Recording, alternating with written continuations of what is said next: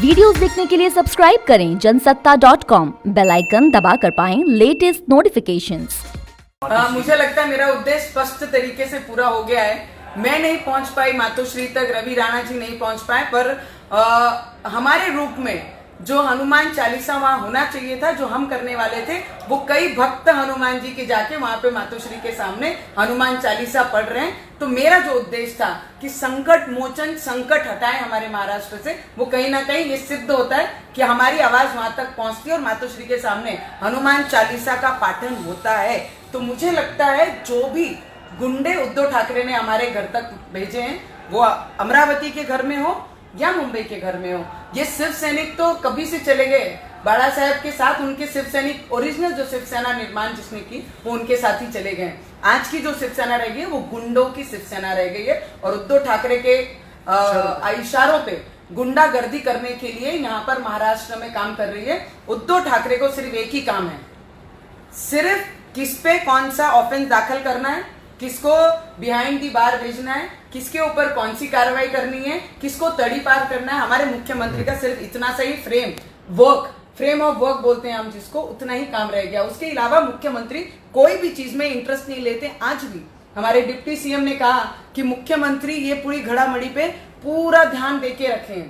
मुख्यमंत्री का ध्यान ऐसे ही प्रकरणों में रहता है। मुख्यमंत्री का ये ध्यान नहीं रहता कि किसान आत्महत्या कर रहे हैं, मैंने उस पर चर्चा करनी चाहिए, या इलेक्ट्रिसिटी पे इतना डिपार्टमेंट में प्रॉब्लम है, उस पर मैंने कुछ बोलना चाहिए, या फिर बेरोजगारी इतनी बड़ी है, उस पर बोलना चाहिए। एसटी जो बस ड्राइवर्स हैं या कंडक्टर्स हैं या सेवक हैं, जितने भी हैं, उन्होंने इतनी सुसाइड की, उस पर मैंने चर्चा करनी चाहिए। ये विषयों पे हटकर सिर्फ एक ही लक्ष्य मुख्यमंत्री का पूरे महाराष्ट्र में रह गया, कौन सा ऑफेंस किस पे दाखिल हो, किसको तड़ीपार की जाए, किसको जेल के पीछे कैसे भेजा जाए, कितनी ताकत से किसके पीछे लगा जाए। सिर्फ ये फ्रेम ऑफ वर्क रह गया मेरे महाराष्ट्र में। और महाराष्ट्र को बचाना है तो मैं पंतप्रधान जी से विनती करूंगी, राष्ट्रपति जी से विनंती करूंगी कि महाराष्ट्र पे ध्यान देके महाराष्ट्र की जनता को बचाया जाए।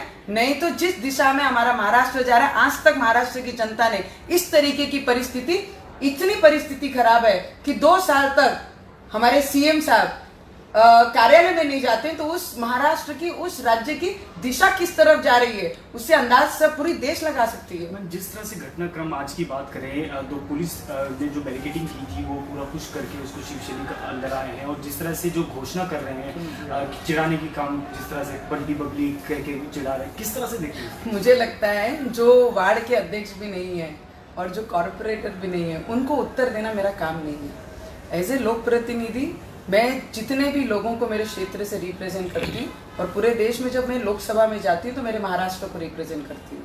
तो मुझे लगता है मैं गुंडों को जवाब देने के लिए नहीं बैठी हूँ, पर महाराष्ट्र पे जो संकट आया है और जो उद्धव ठाकरे के इशारों पे ये शिवसैनिक गुंडे बनकर यहाँ पर हल्ला कर रहे हैं, तो ये किसी और का काम नहीं है, उद्धव ठाकरे जी का काम है। और उद्धव ठाकरे के ही इशारे पे पूरे महाराष्ट्र में बंगाल जैसी परिस्थिति निर्माण करने का काम ये उद्धव ठाकरे कर रहे हैं।